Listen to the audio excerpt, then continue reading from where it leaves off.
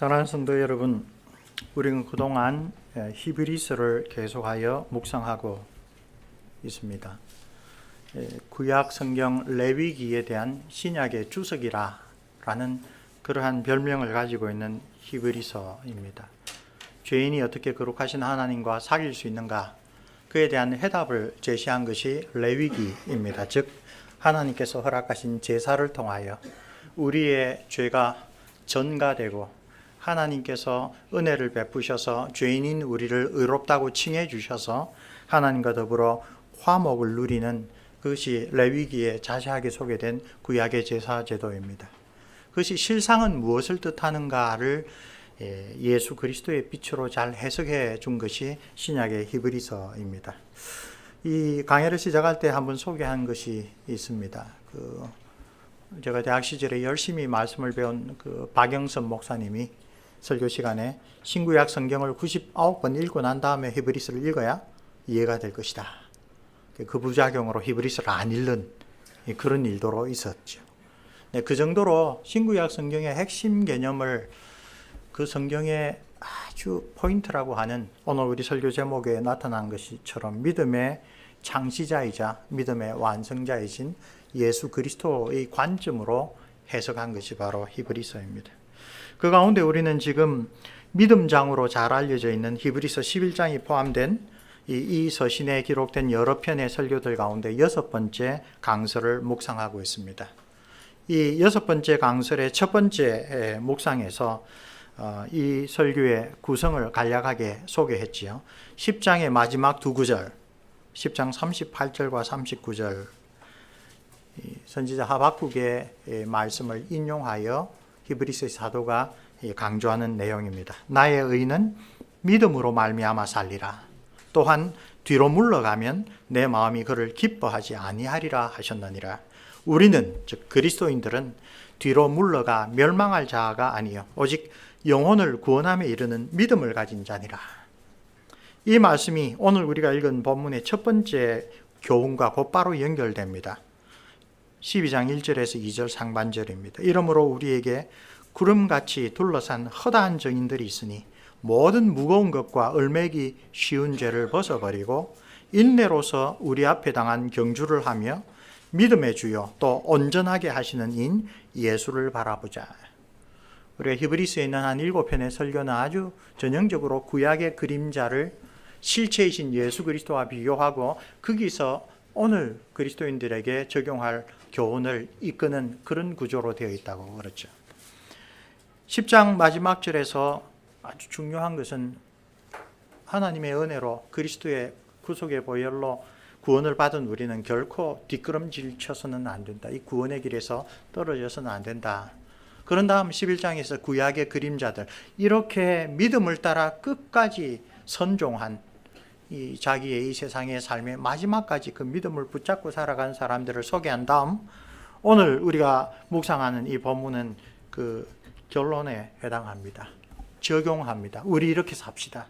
우리는 이런 사람이라고 가르침을 받았습니다. 그러므로 그리스도인으로서 우리는 이렇게 삽시다 라고 제안하며 권유하는 내용을 세 가지를 설명하고 있습니다. 지난 묵상에서 그리스도인들은 이 본문을 통하여 마치 마라톤 같은 신앙의 경주에서 중간에 탈락해야 될 자들이 아니다. 그것은 구원에서 떨어져 나갈 그런 일이다 라고 경고하면서 하나님께서는 자기 백성이 그렇게 뒤로 물러나 침체에 빠질, 옛날 번역은 침륜이라고 어려운 한자를 썼는데 오늘 우리 새 번역을 하면서 아주 멸망에 빠질 자라고 아주 분명하게 이야기를 하고 있습니다. 우리가 시작한 이 경주는 하면 좋고 안 해도 무방한 그런 것이 아닙니다. 끝까지 그 경주를 마치면 하나님이 약속하신 영생의 그 구원을 누릴 것이고 중간에 그것을 그만두면 그는 속절없이 그 구원의 길에서 영생의 길에서 멀어지는 그러한 길입니다. 그리고 11장에서 그런 구원 얻는 참된 신앙의 모본을 보여준 구름과 같은 많은 증인들이 오늘 우리 그리스도인들이 신앙의 경주를 하는 것을 마치 로마의 그 스타디움에서 지켜보며 박수치며 격려하는 그런 모습을 묘사하고 있다고 했죠. 그분들이 그 자신의 시대에 가졌던 견인불발하는 믿음처럼 흔들림 없는 그런 믿음처럼 오늘 우리도 생명에 이르는 참된 믿음의 길을 개척하고 완성하신 예수 그리스도를 주님으로 바라보면서 우리의 경주를 해야 한다. 그러기 위하여 우리를 얽매이는 것들을 벗어버리고 끝까지 인내해야 한다. 그것이 여섯 번째 설교의 핵심적인 메시지입니다. 우리 이런 관점에서 11장의 내용을 간단히 살펴봅시다. 11장에 등장하는 구약의 인물들은 믿음이란 과연 무엇인지 히브리서 사도의 관점을 밝혀줍니다. 첫째, 믿음은 미래에 관한 하나님의 약속을 굳게 신뢰하는 것과 관련이 있습니다. 믿음이란 현재의 고난과 시험에도 불구하고 바로 그 하나님의 신실한 약속들에 근거하여 살아가는 것입니다. 이 사람들이 모두 하나님의 칭찬을 받은 이유가 바로 그러한 인내의 신앙 때문입니다. 그들은 모두 하나님이 계신다고 알고 믿었을 뿐만 아니라 미래에 대한 하나님의 약속들이 반드시 실현될 것이라는 사실을 굳게 붙잡았습니다. 그리고 이 믿음의 영웅들은 시종일관 그 약속하신 하나님과 그분의 약속을 신뢰했습니다. 대표적으로 모세를 11장에서 뭐라고 소개합니까? 하늘의 약속을 믿고 하나님의 언약 백성들과 함께 땅에서 고난받았다. 고난받는 그 동기가 뭐냐? 하나님께서 약속하신 그 하늘의 상급, 하늘나라의 약속을 굳게 믿었다라고 이야기를 합니다. 그런데 지난 설교에도 언급했지만 히브리서의 사도는 이 믿음의 선진들이 단지 우리의 모범으로만 지금 제시하고 있는 것은 아닙니다. 그분들은 우리와 함께 하는 사람들이고 또 그들이 상급을 최종적으로 받는 것도 오늘 우리의 경주와 연결되어 있다고 합니다. 우리 11장 39절에서 40절을 한번 찾아보십시오. 이 사람들은 구약의 신앙의 선진들은 다 믿음으로 말미암아 증거를 받았으나 약속된 것을 받지 못하였으니 이는 하나님이 우리를 위하여 더 좋은 것을 예비하셨은즉 우리가 아니면 그들로 온전함을 이루지 못하게 하려 하십니다. 하나님이 택한 백성들이 모두 다 구원을 받는 그때에 우리 주님께서 세상을 심판하실 심판자로 다시 한번 세상에 오실 그 재림의 때에 하나님의 나라가 온전히 이루어지며 이 11장에 기록된 구약의 선진들도 그들이 바라였던 참된 하나님의 축복은 그때 우리와 함께 받는다. 그러니까 우리가 지금 신앙의 경주를 그들의 모본을 따라 잘 하는 것이 우리뿐 아니라 그분들에게도 크나큰 소망으로 남아있다고 이야기를 합니다. 아브라함을 이야기를 하죠. 11장에서 아브라함은 하나님이 지으시기에 경영하실 터가 있는 그 성을 바라였다. 자기가 이 세상에서 하나님이 약속하신 가나안 땅만 바라보고 살았다면 그는 그것을 이루지 못한 사람이고 이 세상에서의 축복과 번영을 누렸다면 다시 그의 고향 그 문물이 번성했던 우르로 돌아갈 수 있었습니다. 그러나 아브라함이 나그네로 끝까지 텐트 치고 살았던 것은 하나님이 지으시고 또 경영하시는 그 나라, 그 성, 하나님의 도성을 바랐기 때문이다. 그 도성은 우리와 함께 받는 우리 주 예수 그리스도께서 이 세상을 새롭게 하실 그날에 아브라함 역시 같이 받을 그 상급이다라고 이야기를 합니다.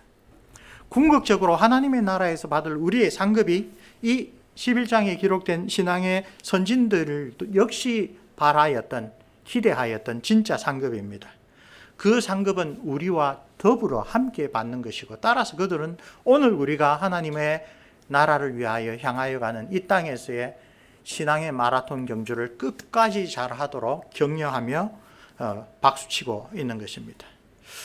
물론 구약의 그림자라는 관점에서 어떤 사람들은 그들이 약속받은 것을 받기도 하였습니다. 여호수아는 안식이라고 칭해진 가나안 땅을 받았습니다.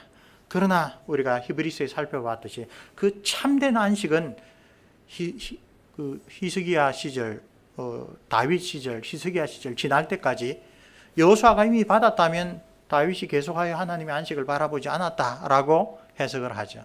가나안 땅은 그림자로서 받았지만 가나안 땅이 상징하는 바 하나님의 나라, 즉 하나님의 백성이 하나님의 주신 땅에서 하나님과 더불어 살아가는 그 참된 샬롬의 축복은 다윗 때에도 받지 못하였고 히스기야와 그 이후에 이스라엘 왕의 시절에도 받지 못하였고 오늘 우리도 단지 그림자로만 누리고 있다.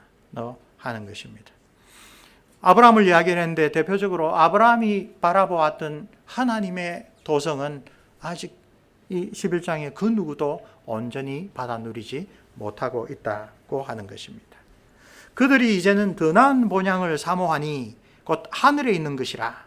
이러므로 하나님이 그들의 하나님이라 일컬음 받으심을 부끄러워하지 아니하시고 그들을 위하여 한성을 예비하셨느니라. 11장 16절 말씀입니다. 놀랍게도 우리 주님께서는 이 마지막 유월절 식사 때 성찬식을 거행하시고 제자들에게 내가 너희를 떠나 아버지께로 가서 뭘 한다고요? 너희들이 거할 처소를 준비하신다라고 이야기를 했습니다. 히브리서 11장의 구약의 신앙의 선진들과 주의 사도들이 거할 그곳은 오늘 11장에서 이야기하듯이 이 모든 주의 언약에 신실한 자들과 더불어 주님께서 다시 오실 그날에 온전히 누리게 될 약속, 그 놀라운 축복입니다. 그래서 예수님의 피로 정결하게 되고 하나님 앞에 담대하게 나아갈 수 있게 된 오늘 우리와 함께 온전하게 된 그 신앙의 인물들이 마침내 약속된 것을 받게 되는 것은 언제입니까? 이 하나님의 택한 신약의 그리스도인들이 모두 다 그 신앙의 경주를 다 마칠 때입니다. 우리 12장 23절 말씀을 제가 한번 읽어보겠습니다. 하늘에 기록된 장자들의 모임, 이것이 소위 눈에 보이지 않는 이 거룩한 보편교회입니다. 만민의 심판자이신 하나님과 및 온전하게 된 의인들의 영과 이들이 다 모이게 되는 그때를 모든 신구약의 하나님의 백성들이 바라보고 있는 것입니다. 11장과 12장의 모습, 특별히 12장 첫 절에서 우리에게 구름과 같이 둘러싼 허다한 정인들이 있다라고 하는 것을 그 당시 로마의 경기, 올림픽 경기, 이스미안 경기에서 마지막에 행해지는 마라톤과 같은 그 긴 거리를 뛰어서 마지막 한 바퀴를 돌기 위하여 스타디움에 들어왔을 때 관중석에 가득하게 있는 관객들이 그들이 끝까지 경주를 마치도록 격려와 응원을 보내는 그런 장면과도 같다라고 설명을 했습니다.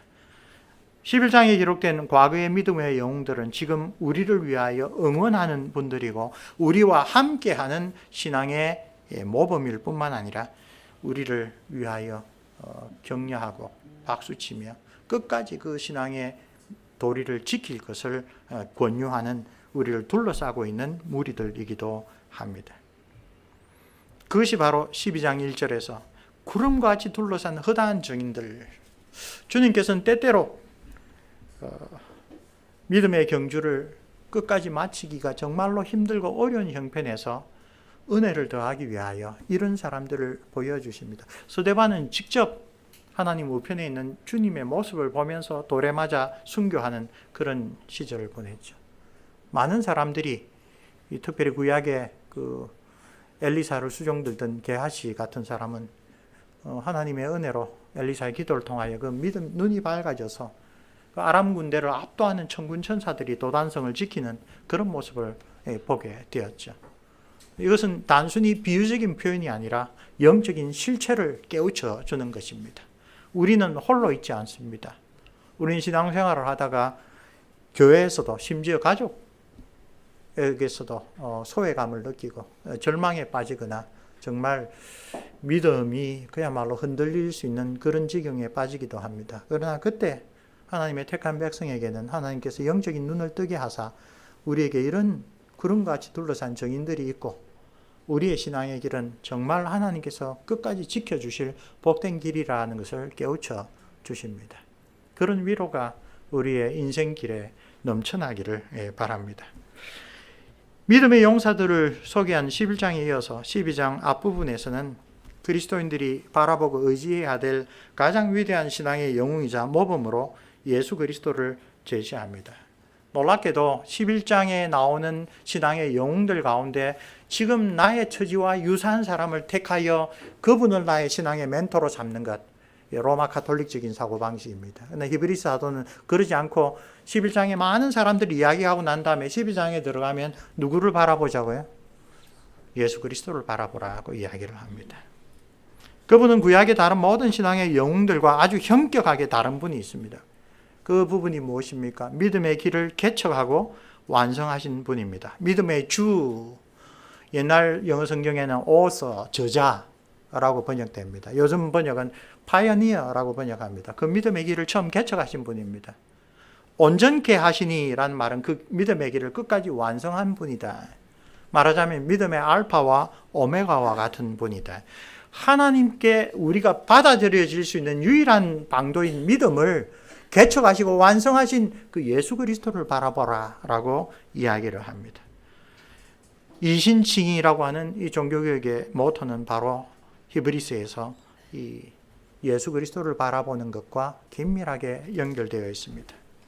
그리고 여기서 예수 그리스도를 바라보는 믿음은 의인은 믿음으로 말미암아 살 것이며 뒤로 물러서서는 안 된다는 10장 38절 39절 말씀을 곧바로 받아서 그 정답을 제시하는 역할이 있습니다. 이때 믿음이란 특별히 지식적인 측면보다도 의지적인 측면, 감정적인 측면보다도 굳게 붙잡는 것, 인내하고 견인하는 측면과 연결됩니다. 우리 2절에 믿음의 주요 온전케 하시는 예수 그리스도에 대하여 새해 첫 주일에 다시 한번 생각해 봅시다. 예수님은 11장에 나오는 신앙의 탁월한 모범들 가운데 하나에 불과한 존재가 아닙니다. 왜냐하면 2절 말씀 뒷부분에서 예수님은 십자가를 참으사 하나님 보좌 우편에 앉으신 분이라고 소개하고 있기 때문입니다. 이것은 예수님의 죽음이 대속의 죽음, 곧 우리의 죄값을 대신 치르신 죽음이라는 사실을 일깨워 줍니다. 11장의 그 어떤 신앙의 영웅도 다른 사람의 죄를 대신하는 죽음을 죽은 사람은 없습니다. 예수님의 수제자 베드로는 나중에 네로 황제 치하에서 거꾸로 십자가에 달려서 훨씬 더 고통스럽게 죽었지만, 그러나 그 죽음의 고통이 예수님이 감당하는 온 세상 사람들의 죄값을 대신 지시는 그런 의미를 결코 가질 수가 없습니다. 죄 있는 인간은 결코 다른 사람의 죄값을 대신 치를 수 없습니다. 이 땅에서 거룩한 족장으로 살았던 아브라함과 이삭과 야곱 같은 신앙의 선진들, 순교의 죽음으로 끝까지 자기의 신앙을 굳게 지킨 어떤 순교자라고 하더라도 그들의 죽음이 다른 사람의 죄를 대신 씻는 그런 가치는 가질 수가 없습니다. 오직 사람이 되신 하나님, 이 세상에서 온전하게 하나님의 말씀을 순종하셔서 그 순종의 열매로 영생을 취하시고 그것을 기꺼이 우리를 위하여 나누어 주신 예수 그리스도만이 우리를 죄와 사망과 사단의 권세에서 구원하실 수 있습니다. 이런 관점에서 믿음의 주 그리고 온전케 하시는 이로 예수님을 소개한 것은 의미심장합니다. 개척자이자 완성자라고 했죠. 예수님이야말로 하나님께 이르는 유일한 길을 우리를 위하여 닦아주시고 그 길을 끝까지 완성시키신 분입니다. 우리의 구원은 오직 그 길에만 있습니다. 주의 사도들은 그래서 예수님이 내가 곧 길이요 진리요 생명이니 나로 말미암지 않고는 아버지께로 올 자가 없느니라 라고 그렇게 주님의 말씀으로 소개했던 것입니다. 자, 그 시작과 완성이 되신다는 믿음은 주님의 믿음이지 우리의 믿음이 아니라는 것을 우리가 겸비하게 먼저 인정해야 됩니다. 히브리서는 이 점을 대단히 강조합니다. 히브리서에서 특별히 믿음을 말할 때는 지속적이고 굳센 신뢰라는 뜻으로 자주 사용됩니다. 11장 1절 믿음은 바라는 것들의 실상이요 보지 못하는 것들의 증거다 라고 증언하는 것이 히브리서가 강조하는 믿음의 그 의지적인 측면, 우리로 보면 혹은 믿음이 갖고 있는 그 핵심인 하나님에 대한 굳센 신뢰, 그분의 약속을 심지어 나의 인생 체험이 흔들더라도 나의 체험보다 주님의 약속을 믿는 그런 굳센 의지, 그것을 이야기를 합니다. 그리고 히브리서는 또한 예수님께서 참으로 우리와 같은 사람이 되신 성자 하나님이라는 것을 대단히 강조합니다. 그래서 그분은 죄가 없으신 온전한 사람이지만 우리를 대신하여 우리가 하나님 앞에서 마땅히 갚아야 될 죄의 빚, 우리가 마땅히 하나님 앞에 드려야 될 온전한 순종을 우리를 대표하여 우리를 대신하여 하실 수 있다. 5장 7절 말씀, 그는 육체에 계실 때에 자기를 죽음에서 능히 구원하시리에게 심한 통곡과 눈물로 간구와 소원을 올렸고 그의 경외하심을 인하여 들으심을 얻었느니라. 예수님이 히브리서 11장에 나오는 신앙의 용사들과 나란히 우리의 믿음으로 등장하게 된 것은 저가 범사의 형제들과 같이 되신 것, 곧 성육신하여 우리와 같은 자격에서 하나님의 형상으로 살아가신 분이기 때문에 가능한 일입니다.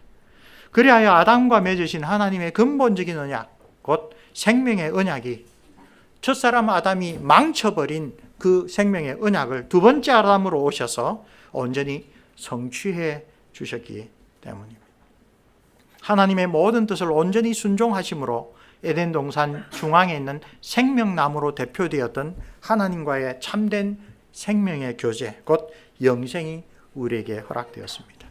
그런 의미로 우리가 바라보아야 될 것은 어떤 우리와 유사한 환경에서 신앙생활을 했던 그런 신앙의 선진들이 아니라 그 믿음의 길을 시작하시고 완성하신 유일하신 구세주 예수 그리스도, 그분을 바라보아야 한다는 것입니다.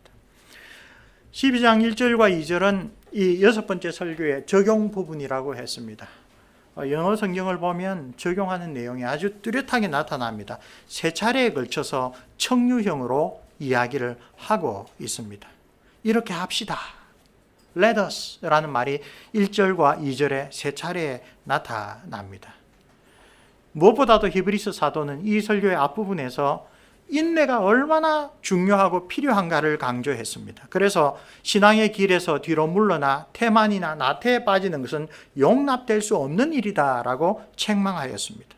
그리고 그들과 달리, 그런 뒤로 물러나 침륜에 빠지는 자들과 달리 하나님이 택하신 자들은 어떤 시련과 환란 속에서도 반드시 하나님께로 이른다라는 그 증거를 11장을 통하여 보여주었습니다. 그리고 오늘 우리에게 이렇게 세 가지로 권면하고 있습니다. 첫째는 무엇입니까? 벗어버리자라고 하는 청유형, 권유입니다. Let us lay aside. 모든 것을 옆으로 물리쳐 줍시다. 뭡니까? 모든 무거운 짐, 그리고 우리를 너무 쉽사리 걸려 넘어지게 만드는 죄악들을 이제 좀 치워버립시다. 우리의 삶에서 없애버립시다. 이것이 첫 번째 권유이자 명령입니다. 히브리서의 사도는 이 믿음의 경주를 방해하는 세상 것들을 벗어버리라고 명령하며 함께 하자고 권유합니다. 신앙의 경주를 방해하는 무거운 짐, 그리고 거듭하여 우리의 신앙의 걸음을 걸어서 넘어지게 만드는 습관적인 죄, 곧 벗어버리기 힘든 죄악들, 그것을 치워버리자라고 이야기를 합니다. 우리의 눈을 주님께로부터 돌리게 만들고 우리의 가치관을 하늘나라에 있는 신령한 보물, 썩지 않을 그 영원한 보물, 하나님께서 인정해 주시는 그런 보물이 아니라 이 세상의 것들, 이 세상이 정말 좋아하고 이 세상이 우리의 마음을 유혹하는 것들로 돌리게 만드는 것들, 우리의 삶의 의미를 지금 여기에 곧 현세적인 가치에 꼭 붙잡아 두는 것들이 다 무거운 것들, 얽매이기 쉬운 죄들입니다. 어떻게 보면 너무나 당연한 권면인 것 같습니다. 100m 육상 경주를 하는 선수가 무거운 옷을 입거나 불편한 구두를 신고 경주하지 않습니다. 오늘 우리 올림픽 경주들을 보면 그야말로 몸에 짐이 되지 않을 정도로만 입고, 어떨 정도에 민망할 정도로 안 입고 경주에 가장 적합한 형태로 그 달리기 시합에 나아갑니다. 그러므로 무거운 짐을 벗어버리라는 것은 너무나 당연한데 왜 사도는 이것을 이렇게 중요하게 가르칠까요? 신앙의 관점에서, 우리의 영적인 관점에서 우리는 주의 사도가 무거운 것들, 얽매기 쉬운 죄라고 하는 것을 너무나 사랑하기 때문입니다. 버리기를 너무나 싫어하기 때문입니다. 버리기에는 너무나 아깝게 생각되고 포기하는 것이 어리석어 보이기 때문에 그렇습니다. 믿음의 눈으로 보지 아니하면 버리라라고 한 그런 것들이 오히려 나의 지금의 삶을 풍성하게 만들어주고 나를 위로하고 기쁘게 만들어주고 인생의 의미를 누리게 하고 친구들과 동창들과 만나면 자랑하게 만들어주는 그런 것들이기 때문입니다. 그러므로 성령께서 말씀을 통하여 우리 안에 새롭게 형성해 주시는 거룩한 가치관, 믿음의 눈이 아니면 사도가 지금 버리라고 하는 무거운 것들, 우리를 넘어지기 쉽게 만드는 그런 죄들, 그런 것들이 정말로 나에게 해롭다라고 생각하지 못합니다. 호주의 성공의 어느 목사님이 성경 공부 교재를 쓰면서 재밌는 비유를 한 적이 있다고 전에 소개를 했습니다. 아내는 나에게 슬로우 푸드를 먹어야 몸에 좋다고 늘 이야기를 합니다. 그게 real need, 영어로 나에게 실제로 필요한 것입니다. 그러나 자기 마음은 항상 어디로 간다요? 맥도날드로 갑니다. 이것은 felt need. 패스트푸드는 금방 먹으면 좋고 맛있는 것입니다. 그렇죠? 그런데 felt need는 나의 건강에 좋지 못합니다. 사도는 무거운 것, 얼매기 쉬운 죄는 우리에게 그 신앙의 경주에는 치명적으로 좋지 못한 것이다라고 이야기를 하는데 우리는 느끼기를 그게 살맛나게 하는 것이다라고 늘 생각하기 때문에 이것을 벗어버리는 것, 이 권유의 말씀, 이 우리에게 주시는 엄격한 책망의 말씀을 받아들이기가 쉽지 않습니다. 그러므로 우리는 이 영적인 경주, 신앙의 싸움을 싸우기 위하여 늘 우리의 눈이 밝아야 합니다. 주님께서 너의 눈이 성하면 온몸도 성할 것이요 너의 눈이 어두우면 온몸도 어두울 것이다 라고 했을 때 그 헬라어 원문은 그 성한 눈이라는 것을 single eye라고 이야기를 합니다. 어둡다란 말은 double eye라는 이야기로 표현합니다. 그것은 한 곳을 바라보느냐, 두 곳을 다 바라보느냐. 그렇죠? 한 곳만 바라보는 것, 주님의 나라를 바라보고 주님께서 약속하신 그 참된 하늘의 보화, 하늘의 영생의 축복을 바라보는 자라는 그 몸이, 그 삶 전체가 밝다. 그러나 하나님도 바라보고 세상도 바라보면 온몸이 어두워진다. 그런 경우에 결론이 무엇입니까? 갈멜산에서 엘리야가 이스라엘 백성들에게 똑같은 이야기를 하죠. 너희가 언제까지 하나님 야훼도 섬기고 바알도 섬기겠느냐? 둘 가운데 머뭇머뭇하지 말아라. 바알은 그럴지 몰라도 하나님은 그런 자를 자기 백성으로 용납하지 않으신다. 하나님만 섬기든지 아니면 바알만 섬기든지 양자택일을 하라.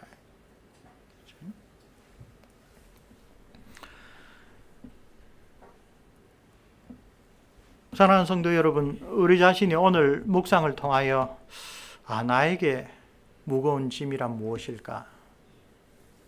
나를 너무나 쉽게 넘어뜨리는 특정한 이 얽어매는 죄는 무엇일까? 새해 들어서 우리가 한번 다시 돌아볼 필요가 있습니다. 사실 하나님 앞에 나올 때마다 우리가 그것을 돌아보도록 개혁교회에서는 십계명을 습관적으로 낭독합니다.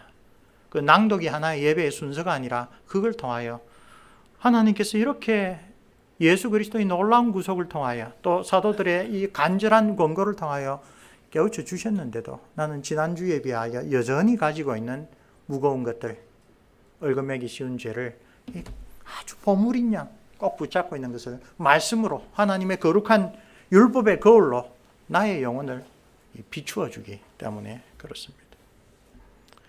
그럴 때마다 그의 신령한 거울에 비추어진 나의 모습을 깨달을 때마다 히브리서 사도의 이 첫 번째 권유를 우리 마음에 새겨야 합니다. 그건 내려놓아야 될 것입니다. 벗어버려야 될 것입니다. 그건 결코 우리를 하나님 앞에서 부요롭게 해주는 것이 아니다라는 것을 우리가 다시 한번 마음에 새겨야 합니다. 그게 힘들 때에 주님의 사랑을 우리가 돌아보는 것이 상당히 소중합니다. 우리 주 예수 그리스도께서 우리를 구원하기 위하여 내려놓으신 것이 무엇입니까? 우리는 죄를 내려놓고 무거운 짐을 내려놓아야 되지만 예수님께서는 하늘나라에서 그분이 당연히 누릴 수 있는 그 성자 하나님으로서의 부귀와 영광, 모든 이 찬란한 그런 존귀를 다 우리 때문에 스스로 내어놓으셨습니다. 그리고 낮고 낮은 땅에 내려오셨습니다. 왜? 하나님 앞에 영적으로 너무나 가난한 우리를 하나님과의 생명의 교제 안에서 부요한 자가 되게 하기 위하여 하나님께서 친히 가난한 자로 내려오셨습니다. 그러므로 우리 주님을 기억하는 이 믿음의 토대가 우리로 하여금 이 첫 번째 권유를 진지하게 받아서 실천하도록 도움을 줍니다. 무거운 짐과 얽어매기 쉬운 죄를 내려놓아라. 두 번째로 권유하는 것은 Let us run with perseverance. 인내로서 경주하자. 우리 앞에 놓여진 그 경주. 2절의 두 번째 부분입니다.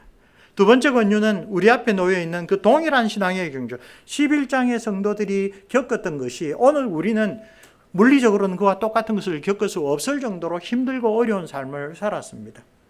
이스라엘 백성들은 가나안 땅에서 축복을 누렸습니다. 단지 레갑 자손들은 그 조상 요나단의 교훈에 따라 집을 짓고 살지 않고 텐트를 짓고 언제나 이 세상은 나그네 길이라는 것을 인식하면서 살아갔습니다. 선지자 예레미야를 통하여 예수님께서 칭찬하셨죠. 이들은 삶의 본질을 정말 붙잡기 위하여 하나님께서 허락하신 이 땅에서의 부유도 기꺼이 내려놓고 하나님 나라만을 바라보는 그런 언약의 신실함을 보였다. 근데 그것보다 많은 축복을 누리는 다른 사람들은 이 세상의 축복들을 붙잡고 사느라 하나님과의 그 언약의 핵심을 버리고 신실한 삶에서 벗어났다라고 이야기를 하고 있죠. 시대와 상황에 따라 우리 앞에 놓인 경주의 그 구체적인 형태는 다르겠지만 그러나 그것은 본질적으로 동일한 경주입니다. 모든 하나님의 백성들은 바로 그 동일한 영적인 마라톤을 하도록 부름받은 사람입니다. 그리고 그 경주를 성공적으로 마친 성도들의 특징은 11장의 구약의 신앙의 영웅들이 보여주듯이 인내, 견인불발이라는 것입니다. 약속하신 그 하나님, 그 하나님의 약속, 그것을 나의 상황이 어떻더라도 그 하나님과 그분의 약속을 굳게 붙잡는 그런 마음입니다. 우리를 부르신 분의 사랑이 얼마나 큰지를 아주 마음 가운데 결코 놓치지 않는 사람입니다. 사도 바울은 로마서 8장 끝에서 사망이나 생명이나 높음이나 깊음이나 그 어떤 피조물의 손에서도 우리를 끊어내지 못한다라고 하나님께서 예수 그리스도 그의 독생자 안에서 보여주신 사랑을 그렇게 증거하였습니다. 자기의 삶 전체와 자기의 죽음까지도 하나님의 신실한 손에 맡기는 사람이 바로 이런 구원 얻는 연단, 구원 얻는 신뢰의 믿음, 인내로서 끝까지 경주하는 사람의 믿음을 가진 성도입니다. 이런 인내의 믿음의 인내를 강조하기 위하여서 오늘 본문의 3절부터 13절까지는 계속하여 인내를 격려하고 있습니다. 너희가 피곤하여 낙심하지 않기 위하여 죄인들이 이같이 자기에게 거역한 일을 참으신 일을 생각해라. 죄에 대하여 싸우라라고 했는데 우리는 피 흘리기까지 싸운 적은 없다. 그렇게 아주 나의 삶을 온전히 하나님 앞에 맡길 정도로 그렇게 무거운 짐을 내려놓고 얼매기 쉬운 그러한 죄악을 청산하려고 그렇게 하지 않았다. 그럴 때 하나님은 그것이 하나님과 교제하는 자에게 어울리지 않는 일이므로 때로 채찍질 하신다. 때로는 징계하신다. 오히려 역설적으로 이 징계가 없다면 우리는 너무나 거룩한 사람이든지, 근데 이 세상에서 가장 거룩하게 살았다는 사람조차도 11장에 나오는 신앙의 위인들조차도 하나님께 채찍질을 받지 아니한 자는 아무도 없죠. 그러면 가능성은 그 반대입니다. 우리가 하나님 앞에 거룩하게 살려는 노력을 하고 있지 않은 자이죠. 그래서 사도는 분명히 말합니다. 징계는 하나님의 자녀라면 다 받는 것인데 너희가 징계를 받지 않는다면 너희가 하나님 자녀가 아니다. 아주 분명하게 이야기를 합니다. 이런 징계를 통해서라도 하나님께서 그 택하신 언약 백성들은 하나님 앞에 거룩한 사람으로 죄를 벗어버리고 의로운 새 사람으로 살아가는 그러한 영생의 길로 인도하신다. 그런 하나님의 징계를 통하여 이 세상에서 믿음 때문에 당하는 여러 가지 불이익과 고통과 비난과 또 심지어 이 시대에는 목숨을 잃는 것까지 포함하여서 하나님께서는 우리를 반드시 거룩한 삶으로 인도하신다. 너희들도 그 하나님의 인도하심을 굳게 붙잡아야 된다. 피 흘리기까지 하나님 앞에 순종할 필요가 있다. 그래 13절은 너희 발을 위하여 곧은 길을 만들어 저는 다리로 하여금 어그러지지 않고 고침을 받게 해라. 12절 피곤한 손과 연약한 무릎을 일으켜 세워라. 이 모든 권유의 아주 기본적인 동기는 뭡니까? 하나님은 우리를 사랑하신다. 그 사랑을 우리 주 예수 그리스도를 통하여 증명하셨다. 그리고 그리스도께서 개척하시고 완성하신 그 믿음의 길은 주님께서 하나님의 뜻을 순종함으로 이루셨다. 그리고 우리도 그 예수 그리스도를 순종함으로 그분을 우리의 주와 구세주로 받을 수가 있다. 그 가르침에 근거하고 있습니다. 피곤한 손과 연약한 무릎을 일으켜 세우라. 그죠? 너희 발을 위하여 곧은 길을 만들어 저는 다리를 하여금 어그러지지 않고 고침을 받게 해라. 이 영적인 눈으로 보는 것이 얼마나 놀라운 것을 보게 됩니다. 하나님 앞에서 우리 무거운 것을 내려놓읍시다. 우리를 얽매이는 그 습관적인 죄악을 벗어버립시다. 라는 근거를 잘 실천하지 않는 자는 하나님 보시기에 지금 뭡니까? 어그러지는 다리, 그죠? 곧은 손이 아니라 역시 굽혀져 있는 그런 손, 온전치 못한 모습으로 살아가고 있다는 것입니다. 그러므로 왜 십계명으로 대표되는 하나님의 거룩한 말씀이 중요합니까? 우리가 지금 하나님이 보실 때 어떤 모습인지를 그것이 깨우쳐 주기 때문에 그러합니다. 자, 이 길이 쉽지 않다라는 것을 여기 3절부터 13절의 이야기에서 잘 우리가 느낄 수 있습니다. 히브리서 11장의 구약의 용사들의 여러 가지 믿음의 길들을 보면 그 길은 평탄하고 쉬운 길이 결코 아니었습니다. 힘들고 어려운 길이었습니다. 그 길을 그들의 인생의 역정을 보고 있노라면 우리가 과연 그들처럼 신앙을 잘 지킬 수 있을까? 그런 생각이 자연스럽게 생겨납니다. 그래서 로마 가톨릭은 훌륭한 타협안을 내었죠. 이런 분들은 영적인 엘리트들이다. 이런 분들을 본받는 사람들은 죽어서 바로 천당 간다. 우리 일반적인 그리스도인은 다 죽어서 일단 연옥에 가야 된다. 연옥에 가서 때를 뺏기고 100만 년이든 200만 년이든 자격이 되면 천국에 올라간다. 그래서 우리의 목표는 연옥이다. 그런 타협안을 내어놓았습니다. 근데 성경 분명히 이야기를 합니다. 연옥은 존재하지 않는다. 종교개혁자들이 일관적으로 이야기를 하였습니다. 성경은 연옥을 가르치지 않는다. 그러므로 연옥을 목표로 대강 믿고 무거운 짐을 나를 행복하게 해주는 것이라고 계속 그렇게 잘못 알면서 살아가면 그는 연옥이 없으니 어디로 가겠습니까?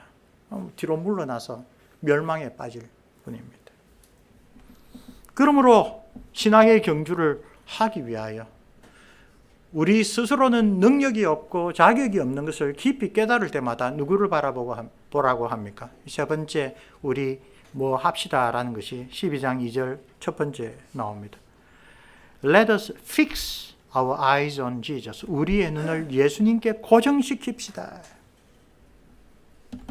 우리의 신앙의 모범이 되시고 신앙의 알파와 오메가가 되신 예수 그리스도를 바라보면 우리는 그분이 우리를 위하여 견디신 그 신앙의 인내가 어떤 영광스러운 열매를 가져다 주었는지를 알고 그분을 사모하며 그분을 뒤따르는 그 신앙의 길을 아주 마음으로부터 간절하게 열망하는 그런 은혜를 받을 수가 있습니다.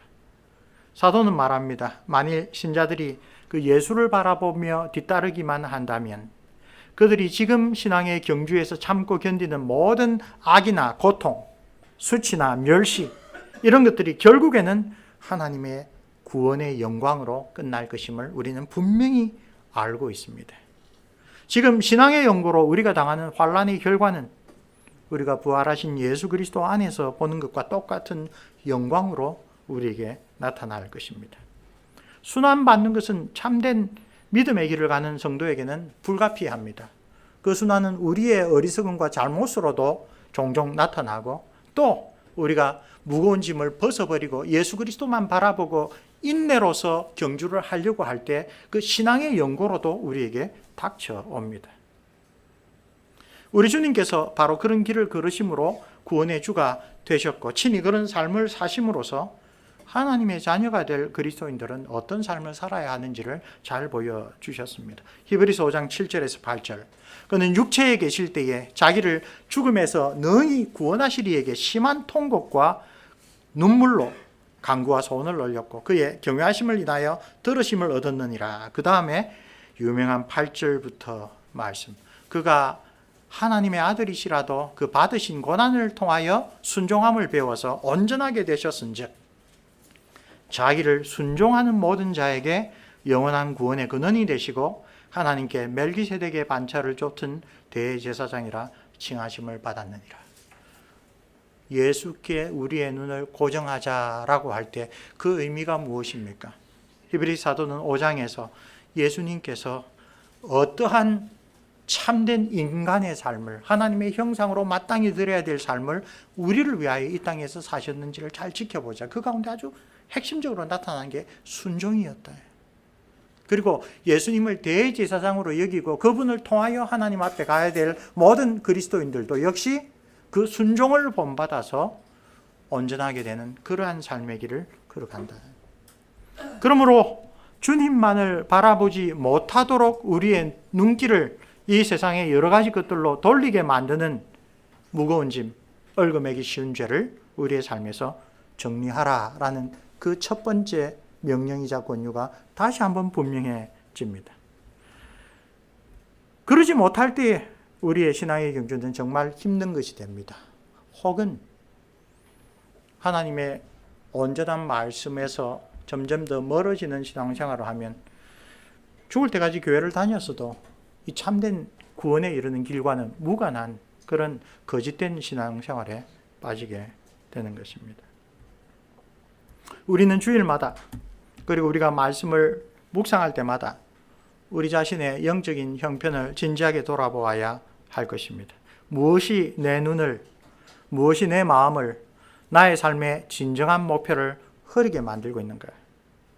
현세에 대한 사랑, 이 세상의 안목, 육신적인 욕망, 세상에 대한 염려, 세상의 부귀와 명예, 그 무엇보다도 우리의 마음속에 정말 시간만 되면 성령의 다스리심을 거역하고 계속 일어나는 그 원죄의 뿌리라고 할 수 있는 자기를 사랑하는 마음, 자기중심성, 그리고 우상숭배의 핵심인 탐욕, 욕심, 내가 무엇을 얻으면 그것이 나를 행복하게 해줄 것이라는 이 옛사람의 그런 어그러진 성품들, 그런 것들이 내 삶을 올 한 해에 어떻게 하나님께로 가는 생명의 길, 주 예수 그리스도에게만 우리의 눈을 고정하는 그런 올곧은 신앙, 그리고 그 주님을 신뢰하고 그 약속들을 바라보는 굳센 믿음으로 인내로서 신앙생활을 해 나가겠다는 그런 결심들, 그것을 흔들고 있는지를 우리가 새해에는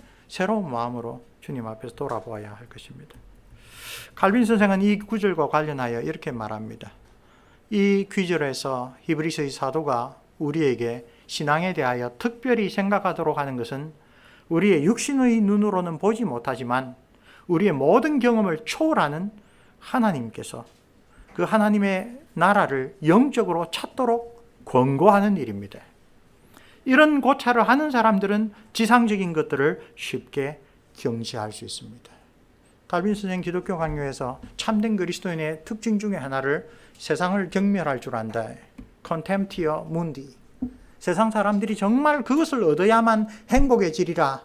그것을 내가 찾아야만, 그것을 받아 누려야만 나의 모든 고민들과 문제들이 해결되리라 생각하는 세상적인 가치들이 하나님 나라에서는 아무런 쓸모없는 것이라고 알고 그런 것들을 집착하여 나의 정력을 소모하지 않고 하나님 나라를 사모하는 그런 마음을 가지는 것이 성령께서 참된 구원받은 백성에게 주시는 그 통찰력이다. Contemptio mundi, 세상을 경멸할 줄 아는 자, 그리고 그 약속과 약속하신 분을 신뢰함으로 우리의 생명까지도 하나님의 말씀에 맡길 줄 아는 자, 그래서 죽음까지도 경멸하는 자, Contemptio mortis.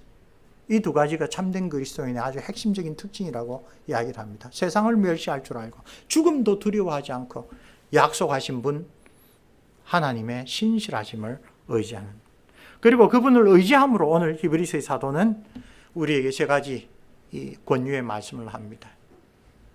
그 신앙의 경주를 방해하는 것을 벗어버리십시오. 치워버리십시오. 그리고 이 신앙의 경주는 결코 쉽지 않기 때문에 하나님 나를 끝까지 지켜주십시오. 내가 인내로서 이 경주를 다 할 수 있도록 도와주옵소서. 그리고 우리의 시선은 우리의 인생의 그 전 기간을 통하여 우리가 바라보아야 할 것은 우리 주 예수 그리스도, 믿음의 주요 온전케 하시는 예수 그리스도시다 라고 하는 것을 우리에게 권유해 줍니다. 올해 첫 주일에 히브리 사도의 이 말씀을 통하여 우리가 한번 이번 한 주간 간간히 한번 돌아봅시다. 하나님께서 주신 것으로 그 자체로는 죄가 되지 않을 수가 있습니다. 하나님 우리에게 재물의 축복을 주신 것 감사할 일입니다. 하나님께서 우리에게 여러 가지 재능을 주신 것 감사할 일입니다. 우리에게 자녀를 주시고 여러 가지 환경을 주신 것 감사합니다. 그 자체로는 그대로 죄가 되지는 않습니다. 그럼에도 불구하고 내가 십계명을 어기는 죄뿐만 아니라 그 자체로는 죄가 아닐지라도 나의 신앙의 경주를 방해하거나 계속하여 가로막는 그러한 잘못된 습관, 잘못된 생각, 가치관, 그런 것들이 뭐가 있습니까? 특별히 다른 사람은 모르겠지만 나에게는 이게 참 극복하기 힘든 죄다라고 하는 게 뭐가 있습니까? 그걸 붙잡고 구체적으로 하나님 도와주십시오. 하나님, 내가 이러한 무거운 짐과 얽매이기 쉬운 죄를 올해는 내려놓을 수 있도록 하나님 도와주옵소서. 그런 죄에 빠지려고 할 때마다 그런 시간이나 그런 환경, 그것들을 제가 적절하게 잘 피할 수 있도록 도와주십시오. 그것이 하나님 보시기에 악하다라는 것을 나에게 깨우쳐 주옵소서. 내 스스로는 그렇게 할 수 없습니다. 나의 옛사람의 본성은 그것들을 사랑하고 그것들을 좋아하고 그것들이 나를 기쁘게 만든다라고 착각합니다. 하나님 성령으로 내 새 사람을 일깨워 주셔서 나에게 다가오는 그러한 것들이 하나님 앞에 큰 죄악이라는 것을, 하나님께로 나아가는 믿음을 가로막는다라는 것을 알게 해 주시옵소서.